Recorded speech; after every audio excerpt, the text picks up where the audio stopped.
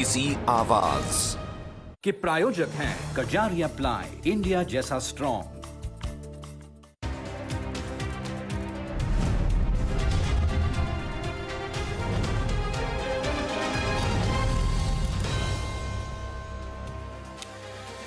नमस्कार, स्वागत है आपका आवाज अड्डा में। मैं हूं नीरज वाजपेयी और आज बातचीत करेंगे तेल के खेल की।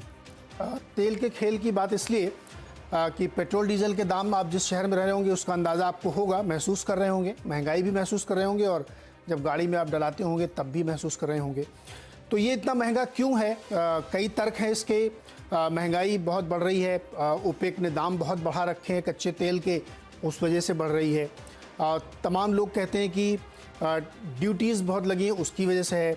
फिर एक नया तर्क आया कि जो ऑयल बॉन्ड्स हैं उनके भुगतान में बहुत पैसे खर्च हो रहे हैं, इसलिए ड्यूटी कम नहीं की जा सकती, इसलिए भी पेट्रोल डीजल बहुत महंगा है। ये एकदम लेटेस्ट है। ये सबसे ताज़ा जो लॉजिक दिया गया है कि पेट्रोल डीजल की कीमतें क्यों नहीं कम हो रही, क्योंकि ऑयल बॉन्ड का बड़ा भुगतान सरकार को करना पड़ता है, जो पिछली सरकार ने ऑयल बॉन्ड जारी किए थे उसके एवज में।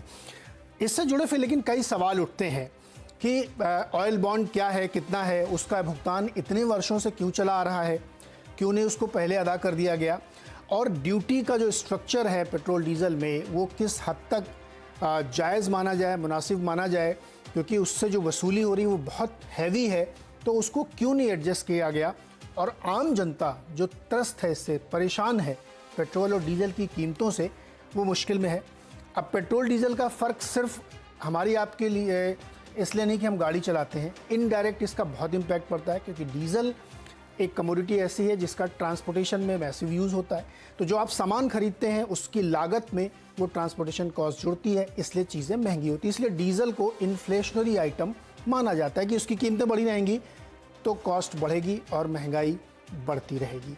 आज इसी को समझने की कोशिश करते हैं कि ऑयल बॉन्ड का जो खेल है ये क्या है, इसकी वजह से क्यों इतना महंगा है और कितने हैं ऑयल बॉन्ड। इस पर बातचीत करने के लिए हमारे साथ जो मेहमान हैं, सरकार का पक्ष रखने के लिए भारतीय जनता पार्टी की ओर से नरेंद्र तनेजा जी होंगे, जो तेल के बहुत बड़े जानकार भी हैं और पार्टी के प्रवक्ता भी हैं।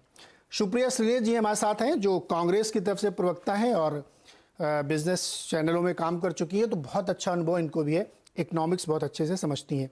इसके साथ ही दो ऑयल एक्सपर्ट भी हमने बुलाए हैं। आर एस शर्मा जी हैं, जो ONGC के चेयरमैन रह चुके हैं, तो नाम ही काफ़ी है बताने के लिए, और SK जोशी जी हैं, जो BPCL के डायरेक्टर फिनेंस थे, तो ये भी नाम ही काफ़ी है समझने के लिए कि ऑयल कंपनीज़ का क्या रोल होता है और कैसे तेल की कीमतें इतनी तय हो रही हैं। और साथ ही गौरी द्विवेदी जी हमारे साथ हैं, जो एनालिस्ट हैं, राइटर हैं, कई सारी किताबें इन्होंने लिखी हैं। आप सबका बहुत बहुत स्वागत है। सुप्रिया जी, सबसे पहले आपके पास आते हैं। पहले कहा गया कि कच्चे तेल की कीमतें इस वजह से बहुत महंगी क्योंकि ओपेक ने दाम बढ़ा रखे हैं। फिर ये आया कि ड्यूटी स्ट्रक्चर बहुत ज़्यादा है। अब एक तीसरा लॉजिक आ रहा है कि ऑयल बॉन्ड्स की जो ब्याज चुकाना पड़ता है, जो उसको अदा करना पड़ता है, इसकी वजह से ड्यूटी कम नहीं हो सकती। क्या कहेंगे आप? आप लोगों ने इतना ज़्यादा ऑयल बॉन्ड ले रखा था कि ये सरकार अभी तक चुका रही है। आप सबको मेरा नमस्कार। इस शो पर मेरे साथ काफ़ी सारे पुराने मित्र हैं, तो उनको विशेषकर नमस्कार करूंगी। मैंने जब सुना कि निर्मला जी ने ऐसा कल कहा है और उन्होंने कुछ चुनिंदा पत्रकारों को बुलाकर ये बात कही थी, ऑब्वियसली नैरेटिव उधर बिल्ड करने की कोशिश है। मैं बड़े सर्वसम्मान से सरकार को और खासतौर से वित्त मंत्री को ये जरूर याद दिलाना चाहती हूँ कि आप सरकार में हैं, आप विपक्ष में नहीं हैं अब, और 7 साल से सरकार में हैं। तो कब तक अपनी नाकामियों का और विफलताओं का जो ठीकरा है वो प्रीवियस गवर्नमेंट्स पर फोड़ते रहिएगा? ये सवाल का जवाब इस सरकार को देना पड़ेगा। बट क्योंकि आपने एक स्पेसिफिक सवाल पूछा ऑयल बॉन्ड्स का, मैं एक आपको स्पेसिफिक जवाब दे देती हूं।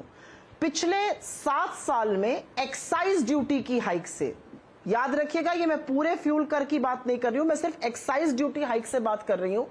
सरकार ने 13 बार एक्साइज ड्यूटी हाइक करी और करीब 23 लाख करोड़ रुपए कमाया है। और जिस ऑयल बॉन्ड पर अब रोना रोया जा रहा है, वो ऑयल बॉन्ड जो 2002 में राम नाईक जी ने अटल जी की सरकार में शुरू किए थे, उसकी भी असलियत सुन लीजिए। हमने कोई आनाकानी नहीं करी। अब जो ऑयल बॉन्ड की बात करी जा रही है, उसका टोटल पेमेंट पिछले 7 साल में 73,000 करोड़ रुपए हुआ है। तो 23 लाख करोड़ रुपए एक्साइज से कमाया गया है, 73,000 करोड़ रुपए पेमेंट हुआ है, जो इसका करीब 3.2% हिस्सा है। तो रोना किस बात का रोया जा रहा है, मुझे समझ में नहीं आ रहा है। दूसरी बात अब कही जाएगी कि राज्य कुछ नहीं कर रहे हैं, राज्यों में बड़ा दिक्कत है। मैं आपको एक छोटा सा आंकड़ा बता देती हूं, बिकॉज मुझे लगता है कि बाकी लोग भी इस पर बोले। 2014 में जब मोदी जी ने सरकार बनाई थी, जब यूपीए ने डेमिट किया था ऑफिस और मोदी जी ने सरकार बनाई थी, पेट्रोल पर, मैं सिर्फ पेट्रोल की अभी बात कर रही हूं, सेंट्रल गवर्नमेंट के पास फ्यूल का जो टैक्स था उसका 2 रुपए 43 पैसे आता था कुल पर लीटर पर, और स्टेट गवर्नमेंट के पास 1 रुपए 14 पैसे जाता था। जो एक्साइज ड्यूटी बढ़ाने की मैं बात कर रही हूं वो इस तरह से बढ़ाई गई कि बेसिक एक्साइज जो कि शेयर करी जाती है स्टेट के साथ वो घटाई गई, एडिशनल और स्पेशल एक्साइज ड्यूटी बढ़ाते गए, जिसके चलते 2021 में जो 2 रुपए 43 पैसे सेंट्रल का शेयर था पर लीटर पेट्रोल पर, वो बढ़ के 31 रुपए 6 पैसे हो गया है, और स्टेट गवर्नमेंट का शेयर 1 रुपए 14 पैसे प्रति लीटर से घटकर 74 पैसे पर आ गया है। डीजल में 6 रुपए 45 पैसे मिलते थे सेंट्रल गवर्नमेंट को पहले, अब 32 रुपए 30 पैसे मिल रहे हैं। स्टेट गवर्नमेंट को 3 रुपए 3 पैसे मिलते थे, अब 57 पैसे मिल रहे हैं।